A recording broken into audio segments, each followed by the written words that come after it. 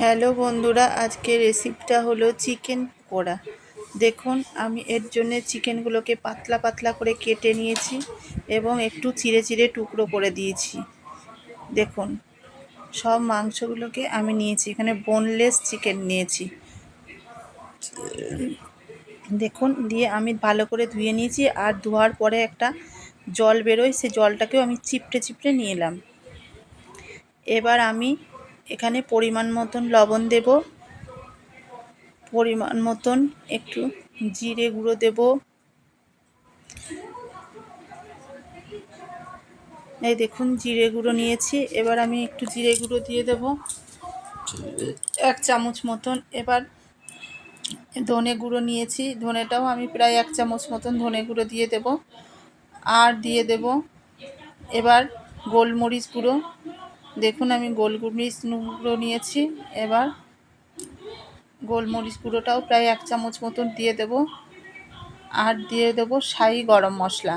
এই দেখুন, শাহি গরম মশলা নিয়েছি, দিয়ে ভালো করে আমি এটাকে চটকে মাখিয়ে নেব। আর দেব লেবুর রস। লেবুর রসটা দিয়ে দিলে একটু টকটক ভাব লাগে এবং খেতেও খুব সুস্বাদু হয়। দিয়ে দেখুন, আমি মাংসটাকে ভালো করে ম্যারিনেট করে নিয়েছি। এবার আমি কিছুক্ষণ রেখে দেব, 10 মিনিট মতন। আর এদিকে আমি মাংসটা মাখাবার জন্য রেডি করে নেব। দেখুন কত সুন্দর হয়েছে। এবার এটা থাক 10 মিনিট। এবার আমি এখানে একটা পাত্র নিয়ে নিয়েছি, আর আমি নিয়েছি এখানে পরিমাণ 2 মুঠ মতন ময়দা, 2-3 মুঠ মতন ময়দা নিয়েছি। আর নিয়েছি ময়দার সঙ্গেও সেম একই টাইপের একটু জিরে গুঁড়ো, ধনে গুঁড়ো আর গোলমরিচ গুঁড়ো, আর একটু পরিমাণ মতন লবণ, শাহি গরম মশলা দিয়ে ভালো করে চটকে চটকে মাখিয়ে নেব। এটাকেও সুন্দর করে মিশিয়ে নেব। এবার দেখুন, সুন্দর করে ভালো করে মিশিয়ে নিয়েছি। আর এখানে আমি একটুখানি কাশ্মীরি লঙ্কার গুঁড়োও দেব। কাশ্মীরি লঙ্কার গুঁড়োতে একটু কালারটা ভালো হয়।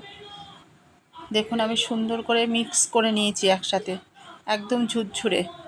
এটা কিন্তু আমি লিকুইড করে নেই, এটা আমি শুকনো ইয়েতেই দেবো। এই দেখুন, কাশ্মীরি লঙ্কার গুঁড়ো নিয়ে নিয়েছি। এটাতে কিন্তু ঝাল হয় না, এটা কালার আসে, একটু লালচে ভাব আসে। দেখুন, আমি এবার সব মশলাগুলো দিয়ে মাখিয়ে নিয়েছি ময়দার গুঁড়োটা। এবার আমি দেখুন ওই ম্যারিনেট করা মাংসটাকে চুবিয়ে নেব বারবার, এদিক ওদিক ফিরিয়ে ফিরিয়ে ঘুরিয়ে ঘুরিয়ে ভালো করে মশলাটাকে মাখিয়ে নেব। দেখুন, আমি হাত দিয়ে চিপে চিপে সুন্দর করে যতটা পরিমাণ লাগে এইভাবে। এবার দেখুন কত সুন্দর হয়ে গেছে। এবার আমি একটা একটা করে এইভাবে সবগুলো মাখিয়ে নেব।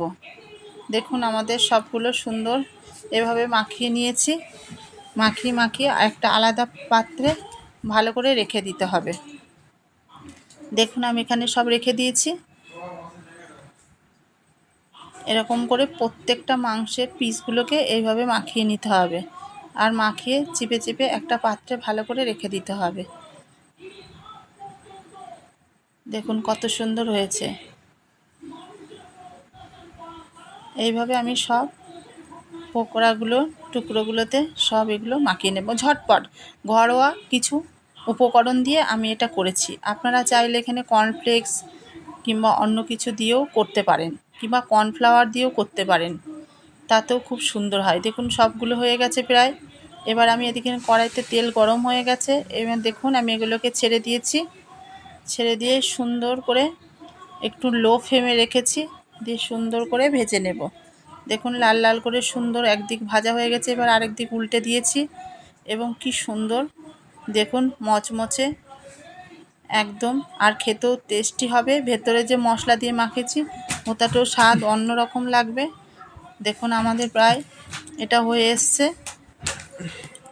একটু ধরে ধরে ভেজে নিতে হবে, একবারে কাঁচা অবস্থায় রাখলে হবে না।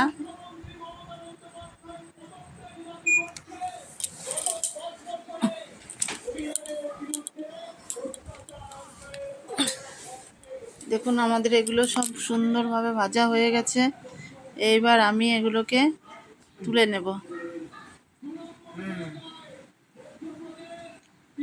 দেখুন আমি পাত্রে তুলে নিয়েছি, দেখুন কত সুন্দর মচমচে খাস্তা হয়ে গেছে। এবার সবগুলো তুলে নিয়েছি, আরও কিছু আমার এখানে করা আছে, সেগুলোকে এবার আমি ছেড়ে দেব। দেখুন আমাদের সব কত সুন্দর হয়ে গেছে। আপনারা এইভাবে ঘরোয়া উপকরণ দিয়ে খেয়ে দেখবেন। আপনাদের যদি ভালো লাগে লাইক কমেন্ট শেয়ার করে দিন ফেসবুক চ্যানেলটিকে, আর ইউটিউব চ্যানেলটিতেও সাবস্ক্রাইব করে দিন।